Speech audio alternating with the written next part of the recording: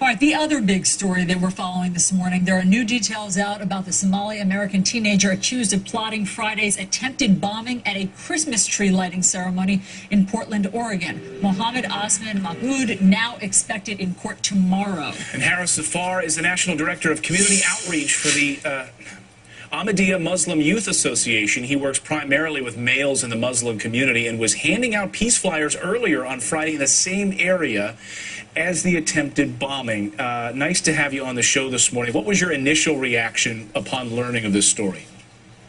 Thank you for having me on. It was a mixture of disgust and just shock. You know, it was sickening, both as an American to know that my country was being attacked, and as a Muslim who believes in the Messiah, Mirza Ghulam Ahmad Qadian. We've been actively advocating for peace for over 120 years, and to know that in our own backyard, somebody who claims to be a Muslim would implement such a horrific plan made me sick to my stomach. Right, and whether it's Mr. Mahmoud or whether it was the young 20-year-old Jordanian man a year ago who attempted to blow up a federal building in Dallas, why are young Muslim men in this country so vulnerable to radicalization, in your opinion?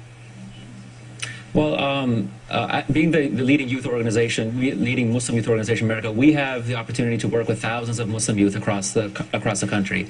And what we've seen is the vast majority of them, once we identify to them and define what Islam truly is and what it truly stands for, they understand, they agree, and they agree to be loyal Muslim citizens. Now, the problem is that there are the certain few that are disturbed individuals. They're highly disturbed individuals that don't feel like they belong in a certain section of society. They don't get the support they need. And so instead of turning to people like the Ahmadiyya Muslim community who can provide that modern message of what Islam truly is, because we're defining what it really truly means to be a loyal citizen in America, because loyalty is part of the Islamic faith. Instead of coming to us, they reach out to others who prey on their naivety and their ignorance and their immaturity and lead them astray. But Mr. Safar, it sounds like what you're saying is that these young men are anomalies, that these are sort of isolated cases, yet we've also heard that there is a growing alienation of young Muslim men and that they are getting more aggressive and more radical. Do you see that in your community in Portland? Portland has so far had good fortune of not having as much. We have seen some problems. Obviously, Mr. Muhammad this weekend. We have seen in the past, the individual try to start a terror camp in Oregon. But that's why we see it as an important part of our mission as the Muslims who believe in the Messiah to continue to advocate for this message of peace. And we continue our outreach both at the local, the regional, and the national level. We engage in active dialogue. But why is this trend happening? I mean, if what you're saying is that this can be a trend, what is happening?